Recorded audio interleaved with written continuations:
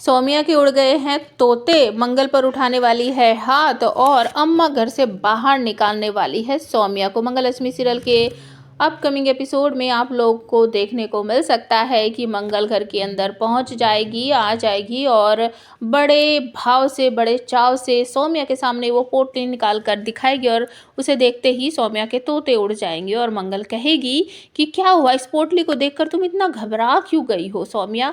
तो वो सारी बातें बताएगी कि ये पोटली मुझे तुम्हारी अलमारी में से मिली थी और इस पोटली में ऐसा क्या है जिसे देखकर तुम इतनी बेचैन हो रही हो। सौम्या, तुम कितनी घटिया हो रहा था, तुम्हें पता था कि मेरा और आदित्य जी का डिवोर्स हुआ ही नहीं है, तुम जानती थी और उसके बाद भी तुमने आदित्य जी से शादी कर ली। कैसे कर ली? मतलब तुम्हारी शादी तो मानी ही नहीं है।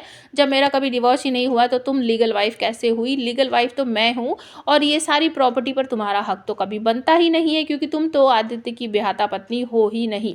और इसके बाद सौम्या बड़ी भड़कसी सी हुआ आएगी और मंगल पर हाथ उठाएगी। मंगल उसका हाथ रोक लेगी और कहेगी, सौम्या जी अपनी हद में रहिए, आप मुझे गवार कहती हो ना, मैं आपसे अच्छी गवार ही सही, लेकिन मैं किसी का हक मार के नहीं रहती हूँ। जो मेरा है वो मेरा है, मैं ज़बरदस्ती उल्टी सीधी हरकत करके उसको छीनने की कोशिश नहीं करती हूँ।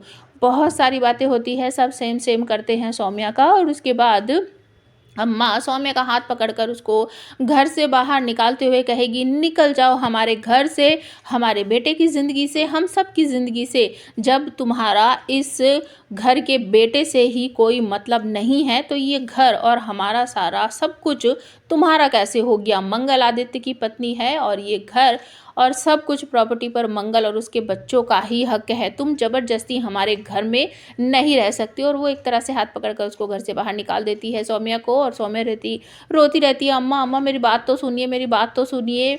आदित्य रोको ना अम्मा को, रोको ना अम्मा को, मैं प्रेग्नेंट हूँ, मैं तुम्हारे बच्चे की माँ बनने वाली हूँ। लेकिन आदित्य चुपचाप खड़ा रहता है।